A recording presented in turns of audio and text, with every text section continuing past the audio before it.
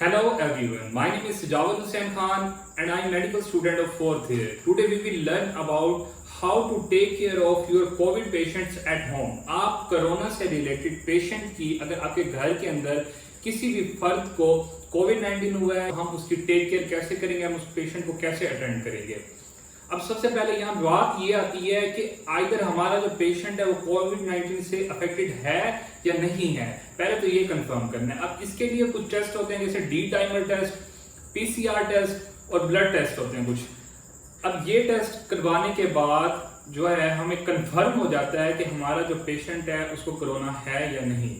अब जब तक इन टेस्ट की रिपोर्ट नहीं आती, हम लोग जो खांसी है, नज़ला है, जुकाम है, गले में खराश है, गले में दर्द है और इसके अलावा हमारा टेस्ट खत्म हो चुका है या हमारी स्मेल खत्म हो चुकी है, नहीं कर सक रहे, या इसके अलावा हमारे जिस्म में दर्द है, हमारे पट्ठों में, मेजर जो बड़े पट्टे हैं उनके अंदर दर्द फील होता है और हमें थकावट फील होती है बहुत ज़्यादा, और ये जो सिम्टम्स हैं वो 2 से 3 दिन हो गए हैं और ये ख़त्म नहीं हो रहे, तो हम इस जो बीमारी है, हम जो इस सिम्टम्स को ऐसे लेंगे कि ये हमारा जो पेशेंट है वो कोरोना से अफेक्टेड है। अब जब टेस्ट आ जाता है, टेस्ट के बाद अगर कंफर्म हो जाता है कि पेशेंट जो है हमारा वो कोरोना से अफेक्टेड है, अब उसके बाद की जो ट्रीटमेंट स्ट्रेटजी है और पेशेंट की टेक केयर है उसके बारे में बात करेंगे।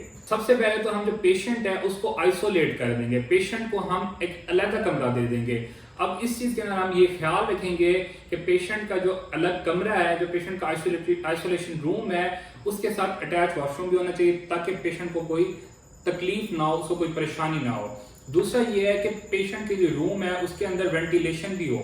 अब इसके बाद हम अपने पेशेंट की पर्सनल हाइजीन की बात कर लेते हैं। हमारे पेशेंट की पर्सनल हाइजीन के अंदर उसके कपड़ों का साफ होना डेली बेसिस पे, उसका शॉवर लेना और उसकी बेडशीट्स का डेली बेसिस पे वॉश होना और उसके पूरे जो रूम है उसको सैनिटाइज डेली बेसिस पे किया जाए।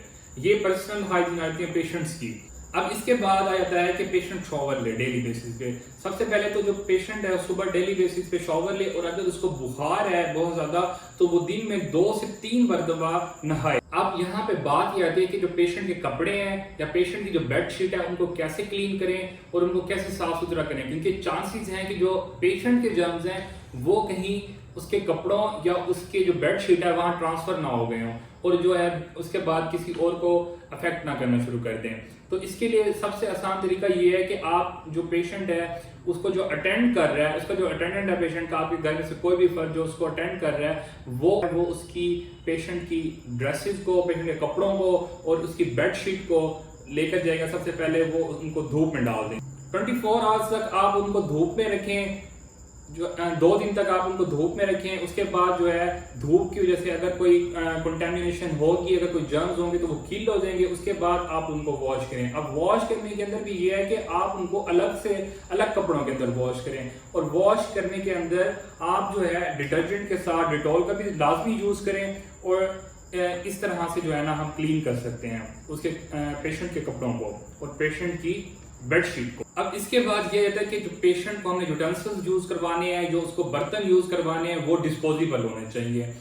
आप जो है डिस्पोजेबल प्लेट्स वगैरह का यूज करेंगे, डिस्पोजेबल चम्मच वगैरह का यूज करेंगे, डिस्पोजेबल ग्लासेस का यूज करेंगे, बोटल्स का यूज करेंगे, ताकि आप उनको यूज करने के बाद जो पेशेंट यूज कर लेता है तो आप उनको डिस्पोज कर दें, आप उनको जो है ना बीन कर दें इसके यूज करने के बाद। अब इसके बाद ये है कि जो पेशेंट है वो सुबह सुबह डेली उठता है, शॉवर लेने के बाद वो कुछ देर के लिए एक्सरसाइज करे, 10 मिनट के लिए, 15 मिनट के लिए, 20 मिनट के लिए, आधा घंटा के लिए वो अपने रूम के अंदर ही एक्सरसाइज करेगा, जिसकी वजह से ये होगा कि उसकी जो ब्लड सर्कुलेशन है वो इंक्रीज होगी। इसके बाद हम ये देख लेते हैं कि एक्सरसाइज कौन सी हैं जो पेशेंट कर सकते हैं। सबसे पहले तो सिंपल सी एक्सरसाइज है कि 5 सेकंड के लिए पेशेंट ब्रीथ इन करेगा और 5 सेकंड के लिए पेशेंट ब्रीथ आउट करेगा। स्लोली ब्रीथ इन करना है, सांस लेना है, और स्लोली एक्सहेल करना है, सांस बाहर निकालना है। इसके बाद एक एक्सरसाइज है जो हम बलून की मदद से कर सकते हैं। एक आप बलून लेंगे और स्लोली 5 सेकंड्स के लिए बलून के अंदर हवा भरेंगे, उसके बाद 5 सेकंड के लिए बलून से मुंह हटा लेंगे और हटाने के बाद एक्सहेल करेंगे, फिर उसके बाद इनहेल करेंगे और फिर बलून के अंदर एक्सहेल कर देंगे, सांस बाहर निकाल देंगे, बलून को फुलाएंगे। इस तरह से पाँच मिनट के लिए एक्सरसाइज करेंगे, बलून वाली एक्सरसाइज, और हमारा जो ब्रीदिंग का इशू होगा वो सॉल्व होना शुरू हो जाएगा आहिस्ता आहिस्ता। ये हमें स्ट्रेंथ देती है। और इसके अलावा ये है कि जो पेशेंट है उसका जो स्लीप पैटर्न है उसको देख लेते हैं। पेशेंट को कोविड-19 के पेशेंट को जो सांस लेने के अंदर बहुत ज़्यादा मुश्किल आ रही होती है, तो इसके लिए पेशेंट ये करेगा कि वो उल्टा सोएगा। जो पेशेंट का अटेंडेंट है उसकी हाइजीन का ऐसे ख्याल रखा जाएगा कि वो जो भी बंदा है, जो भी उसकी टेक केयर कर रहा है, वो अपनी हाइजीन का ऐसे ख्याल रखेगा कि वो जब भी पेशेंट के रूम में जाएगा या जब भी पेशेंट के रूम से बाहर आएगा तो वो अपने आप को सैनिटाइज करेगा। बाहर आने के बाद वो अपने कपड़ों को और अपने हैंड्स को सैनिटाइज करेगा, और अंदर जाने के लिए वो ग्लव्स का यूज करेगा और सैनिटाइजर का यूज करेगा पहले हाथों पे। आसान तरीका ये है कि आप पहले सैनिटाइज कर लें हाथों को, फिर आप ग्लव्स पहन लें, मास्क यूज करें। और यहाँ पे एक बात आप नोटिस करेंगे कि मास्क जो है आप डबल यूज करें। अगर आपके पास N95 है तो आप N95 के ऊपर से जो हमारा मेडिकल का जो सिंपल मास्क होता है वो यूज करेंगे, या फिर अगर वो नहीं है तो आप सिंपल जो मेडिकल के जो मास्क होते हैं वो डबल यूज करेंगे। अब मास्क डबल यूज करना है आपने, उसके बाद आपने ग्लव्स यूज करने हैं, थर्ड आपने सैनिटाइज कर लेना अपने हाथों को जाने से पहले। फोर्थ नंबर पे ये है कि आपने शील्ड अगर आपके पास है, फेस शील्ड जो है वो पहन के जानी है। इसके बाद आप जाएं, पेशेंट को अटेंड करें, जो भी है उसकी तीमारदारी करनी है, जो भी उसको मेडिसिन वगैरह देनी है, खाना देना है वो दें। उसके बाद जब बाहर आए तो सबसे पहले वहां बीन पड़ी और डोर के पास आपके, आप अपने जो ग्लव्स हैं उनको रिमूव करेंगे, आप अपने हैंड्स को सैनिटाइज करेंगे, आप अपने कपड़ों को सैनिटाइज करेंगे, आप अपना जो मास्क है उसको रिमूव करेंगे, उसको भी बीन करेंगे। नेक्स्ट टाइम जब आप जाएंगे तो आप नया मास्क यूज करेंगे, नए ग्लव्स यूज करेंगे।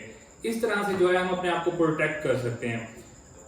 अब यहाँ पे सबसे जो नोटिस करने वाली बात है, जब हम सैनिटाइजर को यूज कर रहे होंगे पेशेंट के रूम के अंदर या अपने ऊपर, तो हमने इस बात का ख्याल रखना है जो पेशेंट के रूम के जो हैंडल्स हैं उनके ऊपर जरूर हम जो है ना उनको जरूर सैनिटाइज करेंगे, और जो पेशेंट का जो डोर है उसको कम्प्लीटली जरूर सैनिटाइज करेंगे, क्योंकि आते जाते वक्त जो है हम उसको हाथ लगाते हैं, और तो इससे भी जो है ना जर्म फैलने के जो चांसेस हैं वो बढ़ जाते हैं।